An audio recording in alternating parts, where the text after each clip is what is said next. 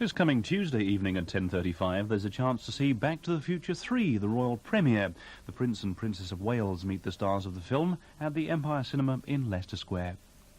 Next this Sunday evening, the news from ITN. Ben Cross and Veronica Hamill, united by love, divided by the past. Pursuit, coming soon on TVS.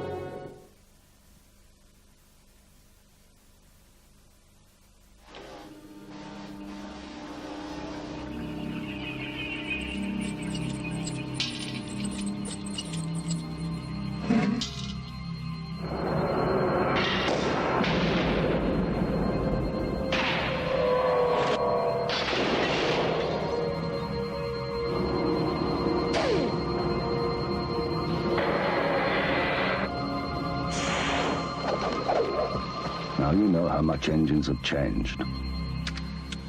Isn't it time you changed your oil? GTX2, the new light viscosity oil from Castrol. What can fill the Watford gap? What bites off a crocodile snap? What makes Venus shut her trap? It's called Cadbury's Biscuit Boost. Shortcake biscuit goes down well. The caramel and chocolate tastes real swell. Biscuit Boost, a great big bite, contains a giant appetite. Give your snack life Boost, a boost, a Cadbury's Boost. I tried a dry drink from a nomad. It was a funny sort of brew. I tried slings in Singapore. They were dry, but nothing new. And Manhattans in Manhattan just simply wouldn't do. I had thought that there was nothing left to try. When I stumbled on a club where the drink was quite exclusive and the clientele inside was certainly conducive, when I asked for something extra, I got this neat reply. The dry that you are looking for's Martini Extra Dry. You can deliver to all 10,000 addresses tomorrow. Aye. Right, these are going off. Before these go off, Right, you can do Stockholm tomorrow? Okay. Turin Tuesday, Winnipeg Wednesday. Smashing. Hong Kong, Tokyo, and this one's for New York, okay? Now there are two kinds of businesses in Britain. The ones that know about Parcel Force I'll get them there.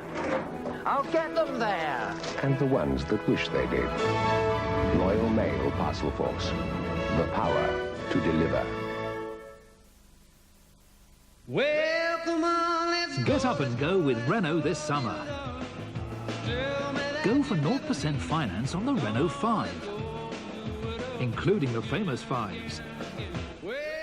And if you want even more car for your money, you can have the same 0% offer on the special edition Renault 19 Sports, the hatchback and saloon. See what more the Renault 5 and Renault 19 have to offer. Get up and go to your Renault dealer now. Right, boys, tell me, that's the #1 single of What You Untold Riches. Don't know. Mr. Durangelo, our manager, handles that type of thing. Yeah, manager. Mr. Durangelo. I haven't got one of these, then. What's that then? Oh, it's an NatWest Car Plus account. Lets you get your money 24 hours a day. Stop the car! Watch carefully. And you get a checkbook and interest. Wicked. Mr. Durangelo. Hello, boys. Fancy bumping into you. What's all this then? It's your money. Wicked. Thanks very much. Boys, right, end of interview, and you can stop that too. Boys, I was going to open an account for you anyway. Since man first invented the aeroplane, people of all ages, colours and creeds have been fascinated by air travel. With millions of travellers passing through airports all over the world, safety and security have become paramount. Highly trained staff vital. How does this affect the passenger? For a whole weekend, TVS cameras go behind the scenes of Gatwick Airport. Airport 90, an ambitious television event next weekend on TBS. When her husband goes to war, Goldie Hawn joins the swing shift in tonight's movie premiere. More and more men are being called into the armed forces. Their jobs must be filled.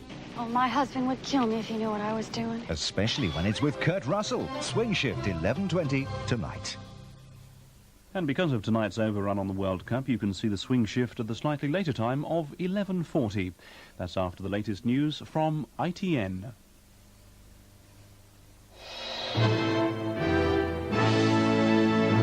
The news from ITN.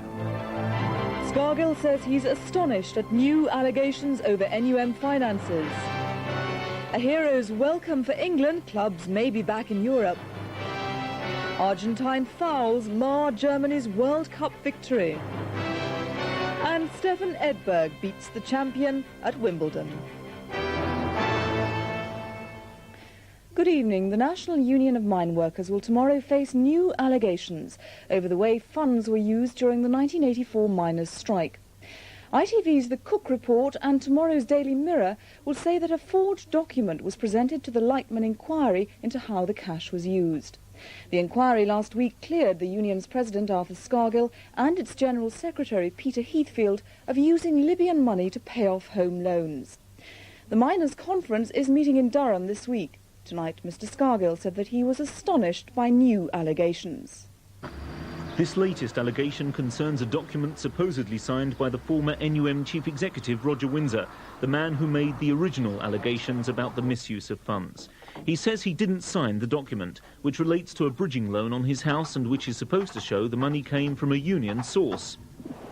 Mr. Windsor has always claimed the money came from Colonel Gaddafi, whom he met when he went to Libya to raise money for the miners' strike. In tomorrow's Daily Mirror, a friend of Roger Windsor, shop steward Roy Hyde, who along with his wife is supposed to have witnessed the document, says they didn't do so. Tomorrow he'll give his version on ITV's Cook Report. I saw a copy of the document and it bears no relation to our signatures, and any document like that should be signed. It's obviously not our signatures, the address is wrong. There's nothing to show who was responsible for any alleged forgery or who, if anyone, knew about it. Tonight, Mr. Scargill gave his reaction to the claim. Complete astonishment, and quite frankly, the fact that Mr. Windsor had the document from the solicitors Rayleigh and Pratt in Barnsley demonstrates that only the person who took it away can have any knowledge about who signed it. He'd hoped the recent Lightman report into the affair would end the controversy surrounding it. That's now been reopened on the eve of the union's national conference.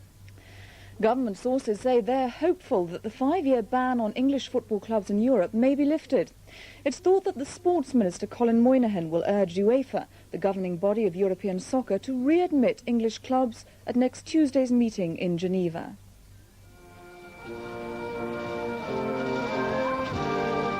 It was the best homecoming English football could have hoped for.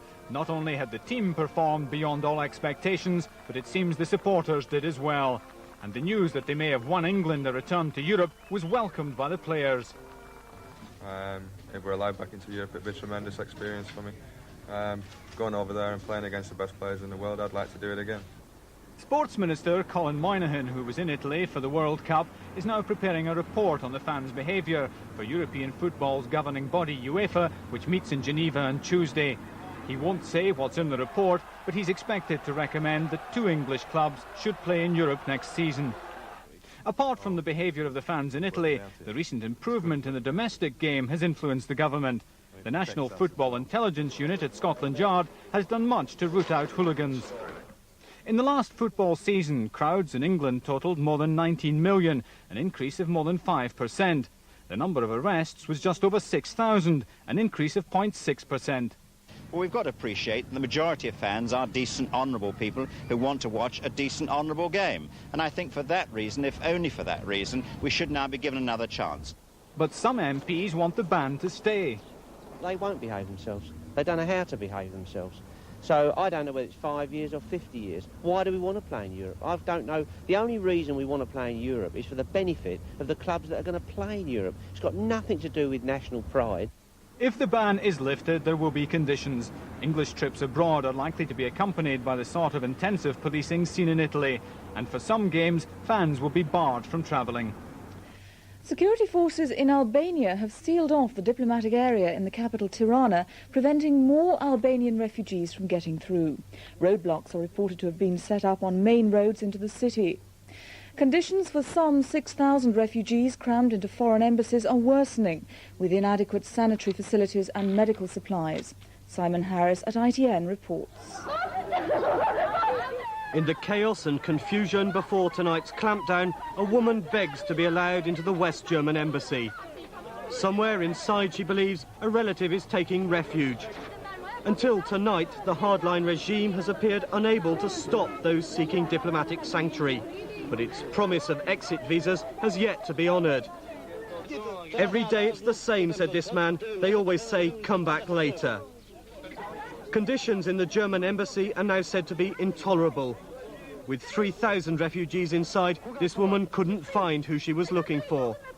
His friends pulled him inside, she said. He isn't there anymore. They don't know where he is. Foreign diplomats are still trying to work out the logistics of evacuating and transporting the estimated 5,000 refugees to new countries. They believe it may be days before any departures are allowed. Similar scenes outside foreign embassies preceded the end of communism in East Germany, but for the moment, the West awaits the signal from Albania's leaders that they too are ready to sweep away Europe's last bastion of Stalinism. The Soviet President Mikhail Gorbachev has appealed for Western aid to help to cushion the adverse effects of his economic reforms. The White House today revealed that Mr. Gorbachev had written to President Bush last week requesting food and consumer aid. The issue is now expected to dominate the summit of the 7 major industrialized nations meeting in Houston, Texas.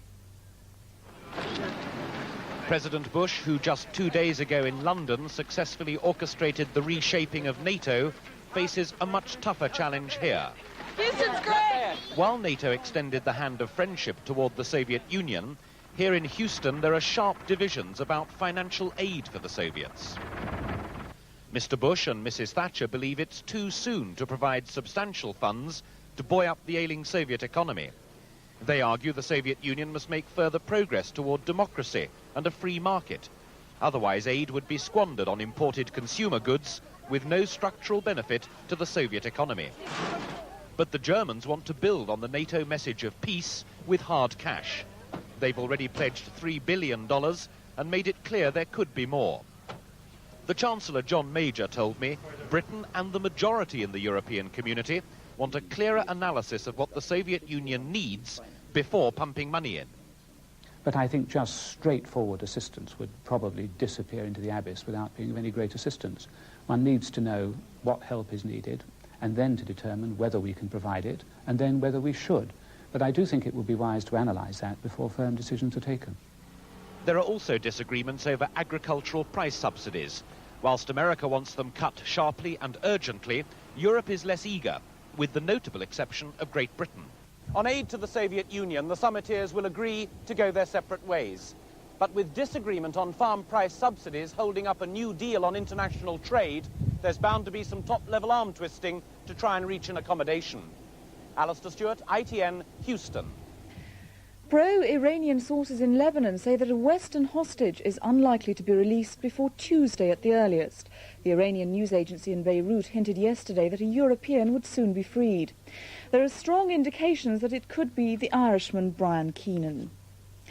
Now, sport and the World Cup has ended in controversy and a win for West Germany. The details of this and the men's singles final at Wimbledon, here's our sports correspondent, Mark Austin. West Germany have won the World Cup. They beat Argentina 1-0 in Rome, but the match was marred by the Argentines and some of the most disgraceful scenes ever seen in a World Cup. 2 Argentine players were sent off and the referee was jostled after awarding West Germany their match-winning penalty. It's been a World Cup memorable for many things, but mainly for its mediocrity. In that respect, at least, tonight was a fitting finale to the tournament. What chances there were came in the second half. They all fell to Germany, who struggled to capitalise. Argentina's contribution to the occasion was a display of cynicism that brought disgrace to the game. Their first player to be sent off was Monzon for the tackle on Klinsmann. But the lesson went unlearnt. Another foul, this time on Voller, and this time it cost Argentina another booking, and appropriately, the World Cup. Bremer took the penalty.